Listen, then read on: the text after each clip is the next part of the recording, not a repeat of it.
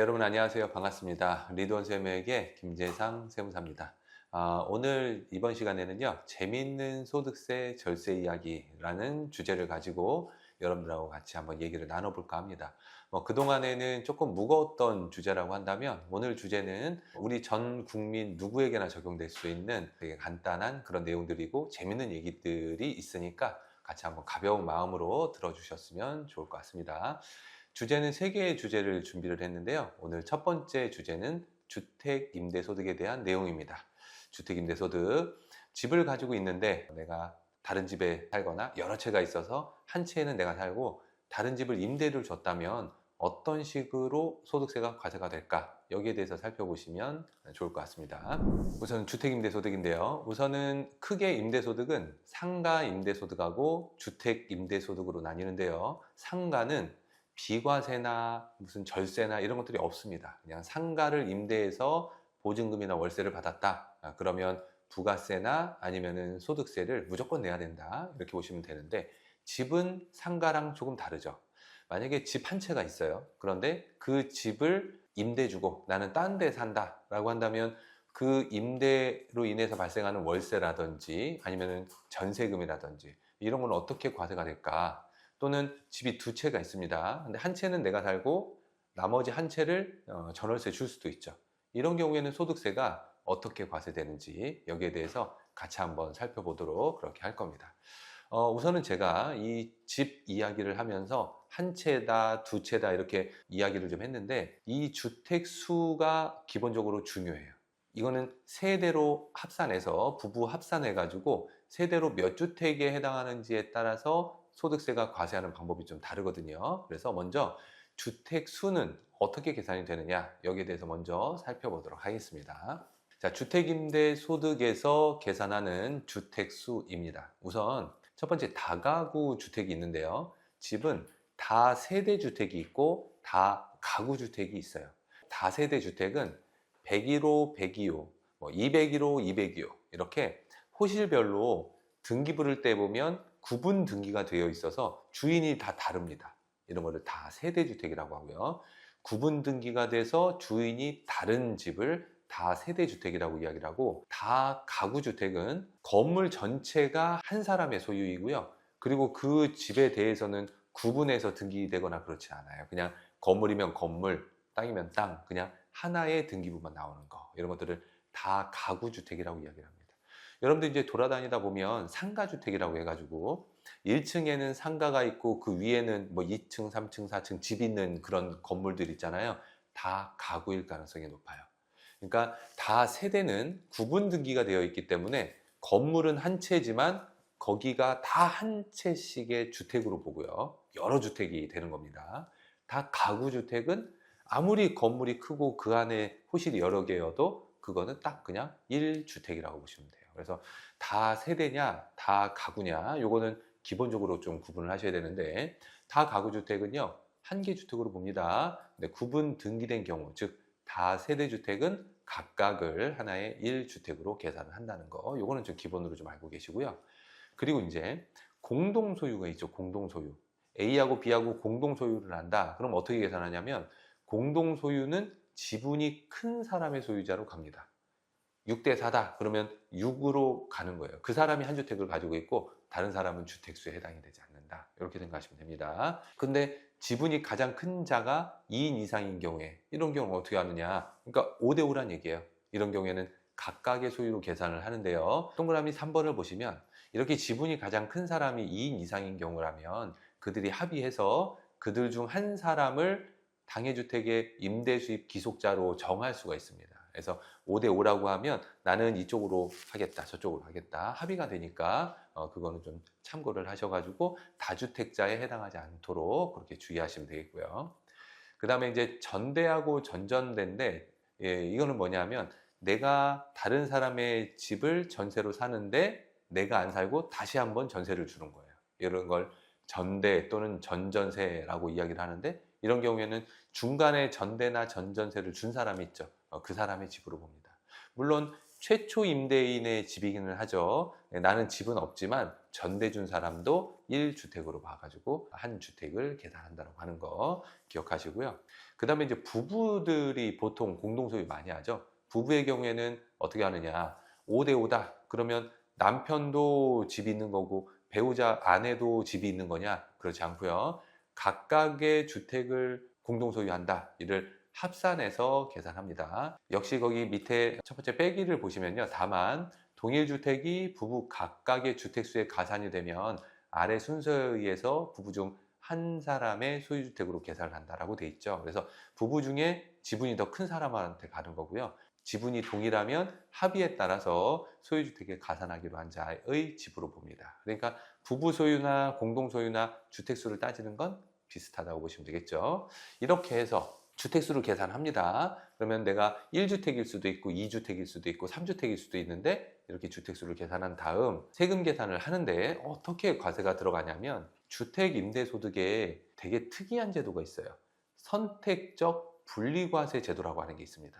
여기가 이제 기억해 두셔야 될 거는 뭐냐면 주택임대소득의 총수익금액 합계액이 2천만 원 이하라면 이렇게 종합과세 안 하고 분리과세 하는 것을 선택할 수가 있는데요. 이거는 납세자가 선택하는 것이기 때문에 자, 주택의 임대소득 총수익금액이 2천만 원이 안 된다라고 한다면 월세 기준으로 보면 한 달에 한 150을 받아요.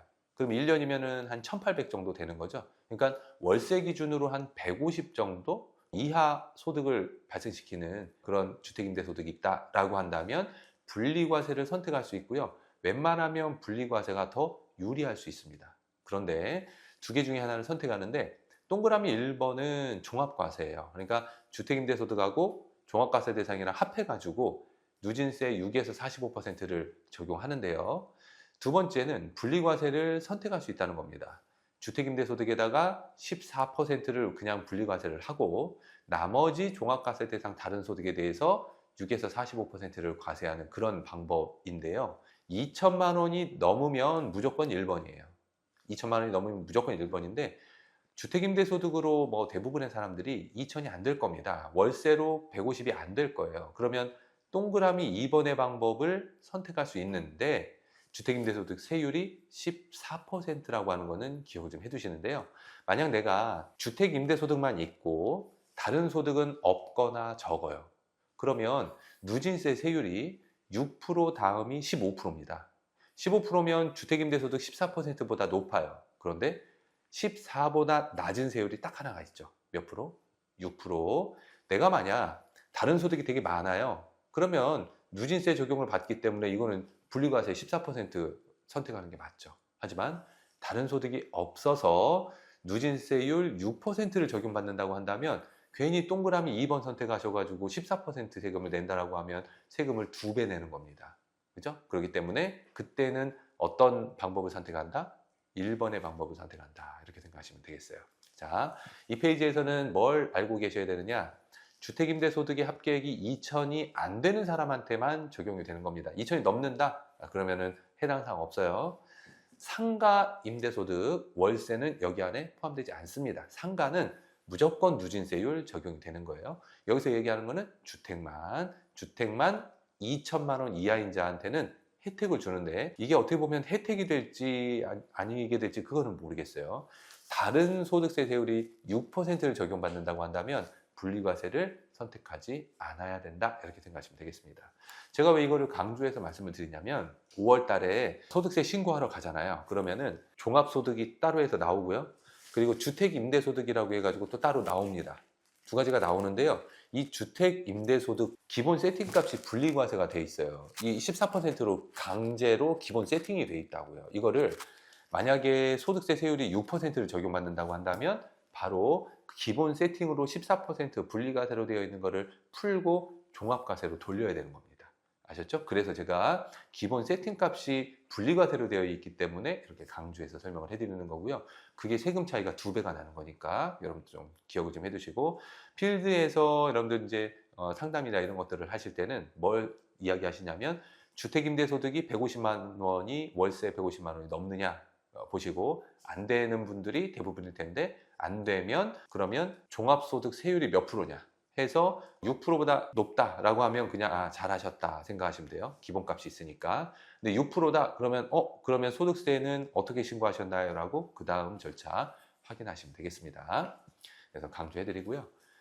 그 다음에 이것도 좀 알고 있으셔야 되는데, 주택 수에 따른 주택임대소득 과세 대상 소득입니다. 만약 집을 한 채를 갖고 있었다, 한 채를 갖고 있으면 과세되는 금액 없어요. 없는데 그 집이 외국에 있거나 그 집이 12억을 넘어가면, 이때 이 12억은요 기준시가입니다. 실거래가 기준이 아니라 기준시가니까 아마 기준시가가 12억 정도 되면 실거래가는 15억이 넘어갈 거예요. 그죠? 그러니까 집을 한 채만 갖고 있는데 한 시세 기준으로 한 15억이 넘는다. 그런데 월세 받는다? 과세가 들어가요. 그때는 전세 받는 게 좋습니다. 월세는 2주택부터 과세가 되고요.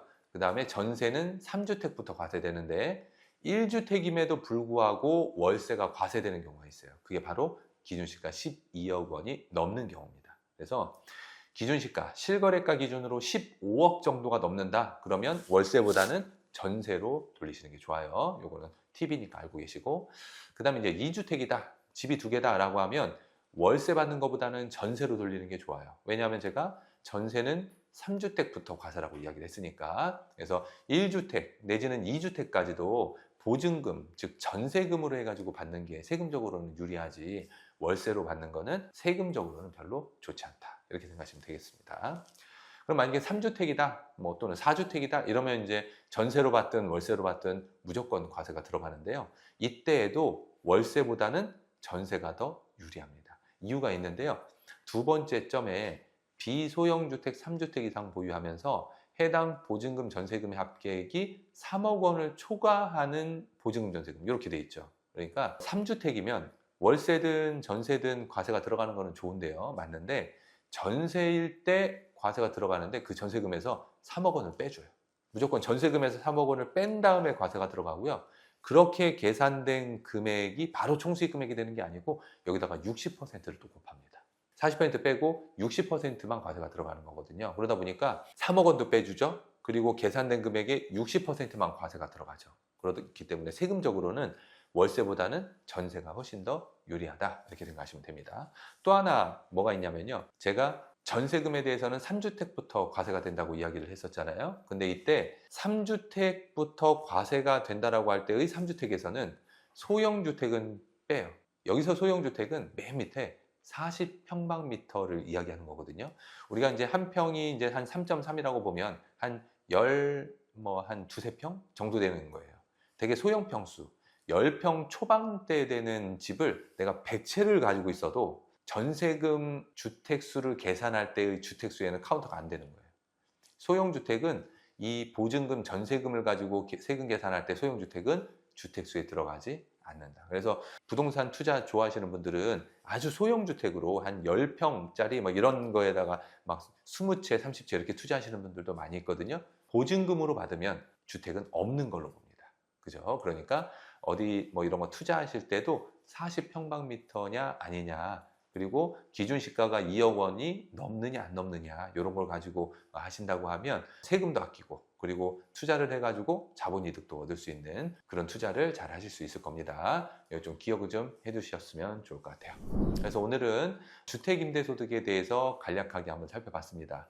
몇 가지 포인트 되는 게 있고요. 이거는 소득세는 누구나가 관련이 있는 것이고, 그리고 집을 사가지고 뭐 거기서 살든지 아니면 임대해 주든지, 아니면 여러분들이 이제 부모님 세대가 이제 부동산 투자를 많이 하시기 때문에 여러분들 주변에서 접할 기회가 되게 많이 있을 텐데요. 기억하셔야 될 게, 전 월세 금액으로 해서는 2천만 원 밑으로 내리자, 그렇게 포지셔닝을 하는 겁니다. 그러고 난 다음에 2천이 안 되게끔 한 다음에도 누진세율 구간에 따라서 내가 분리과세를 할지 종합과세를 할지 선택한다, 이렇게 하셔가지고, 그리고 부부합산으로 공동명의를 할 때도 지분 비율을 5대5로 이렇게 하는 경우가 많이 있는데 6대4로 하든지 아니면 5대5로 한 다음에 집을 누구한테 할 건지 거기에 대해서도 좀 협의하면서 하시게 되면 주택임대소득에 대한 소득세를 많이 줄이실 수 있을 겁니다. 그러면 오늘 수업은 여기까지 하고요. 추가로 궁금하신 사항이 있으면 우리 중소기업 경영연구소 등 연락 주시면 제가